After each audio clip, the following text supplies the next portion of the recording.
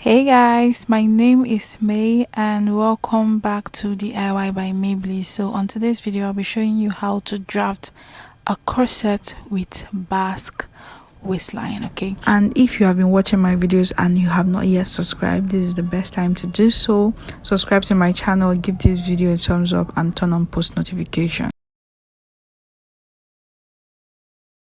So I've already marked out half an inch for my starting point. I will go down to my bust point, then 14 on the bust and 17, which is my waist, and the length of this top, which is 22 inches. I'll also outline the same thing on the other side, so I can use my ruler to connect the lines together, just like you can see me doing right here.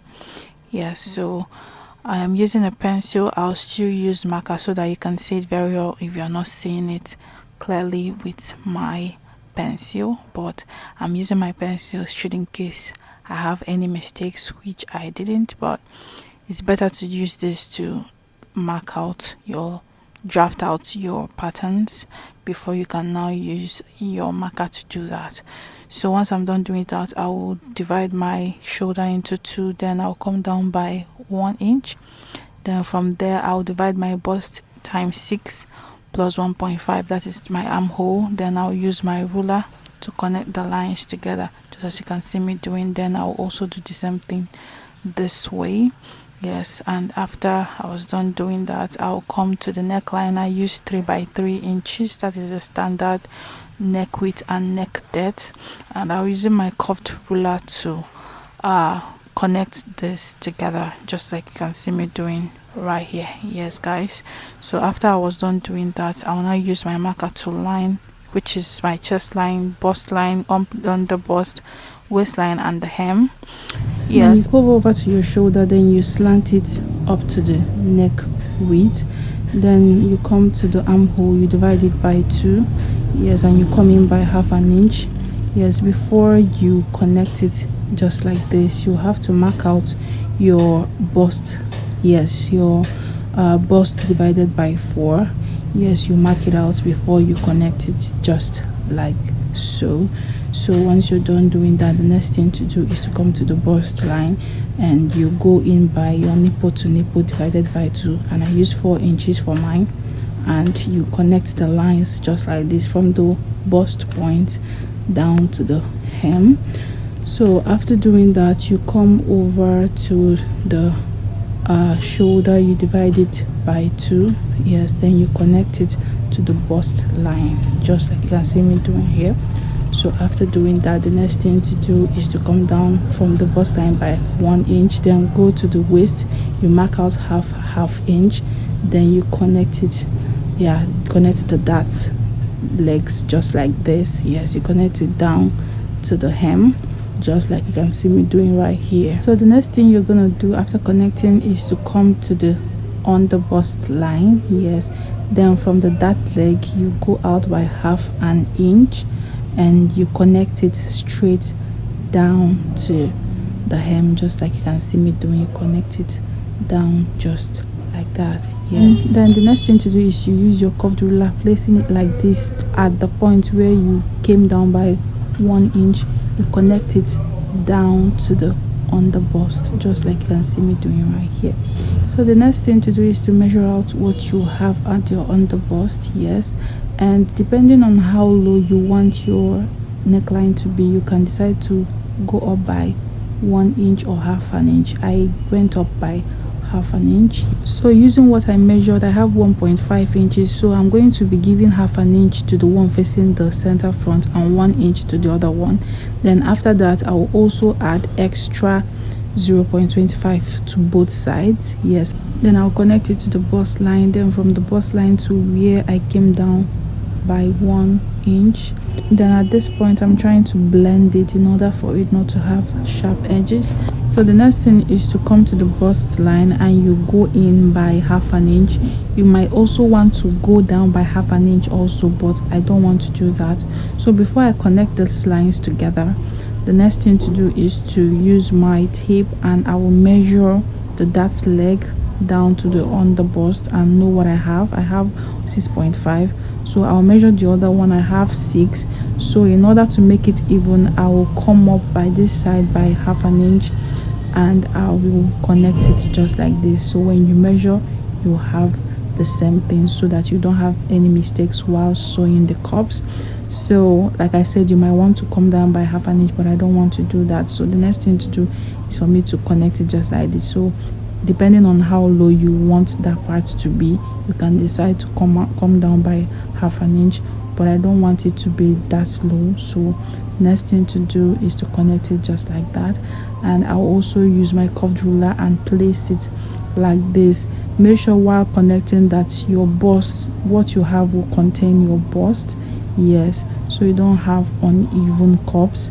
You connect it just like that. So you go over to the armhole part, whatever you have that have 2 inches, you divide by 2. Then from that point you come down by half an inch and you extend the line just like you can see me doing, yes.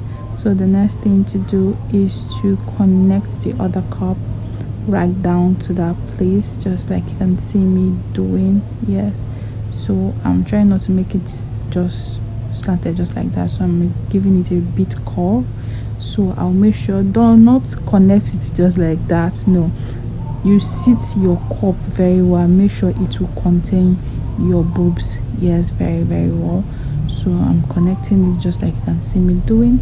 So the next thing to do is to place our measurements, and what you're going to be doing is to divide the bust into 4, yes. So whatever measurements you have, you place it at that point just like you can see me doing, yes, you place it right there. So you also measure what you have for the dart at the chest line and you also replace it. Then you add extra 1 inch for sewing allowance or 1.5 inches.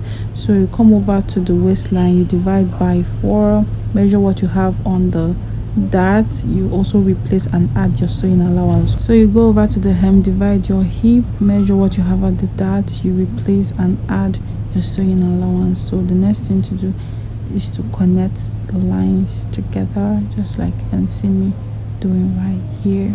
So after I was done doing that, the next thing to do is to cut this. So watch very closely to see how I cut this. I didn't know my camera wasn't showing that much, but you can still see how I cut this. So I labeled the 2 cups, I labeled 1 and 2, and I marked an arrow indicating where it should be. So the next thing to do is to use my tape from the back to hold this down so that it can help me to create the basque effect, which is the main cause of this corset drafting, yes. So after I was done holding that down, I'll get a fresh paper. Then also from the back I will use my tape and hold this down. So I will turn it to the right, and what I'll be doing, that joining already shows you where to start your other measurements. So I'll come to the waistline, I will go down by 2 inches, yes, and I'll come to that extra part where I added and go down by 3 inches and go in by 2 inches, yes. I'm trying to show you what I marked out here. So I will go in by 2 inches at that part where I came down by 3 inches, and I'll connect the lines just like you can see me doing. So if you have a curved ruler, it will help you to connect it, but if you do not have, just gently connect. You can actually make a dot first to be sure of how you're connecting it, or you can just do it anyhow you is okay for you. So first of all, I did a very faint line before I now connected it like this. So we are literally done. So the next thing to do is to use my marker to mark this out so you can see it very clearly. So this is basically the basque waistline. So after I was done doing that, the next thing to do, I'm trying to place the cups so you can see it right here. Then after doing that, the next thing to do is to use my scissors to cut this out just like you can see me doing right here. So for the back drafting, so I marked out 1.5 inches. That's for the zipper allowance, in case you want to have a zipper, but I do not want to have a zipper. I want it to have kind of a loop. So I'm going to take this inside, yes, so that you don't get confused. So I'll place the front on this paper just like this, and I'll use my pin to gently hold it down and make sure that they are equal. Yes, at this point I want them to be equal for now, just like this. Yes, so after doing that, so I'll be using my marker to trace out the lines just like you can see me doing right here, but I will be stopping at that place I came down by 2 inches, so you can see me doing right here. So I'm trying to mark this out so that I will know where to stop at the other part, the center front. So the next thing is to take out my tape, and this is what I have here. So I will connect the lines just like this. Yes, so I will also do the same right here.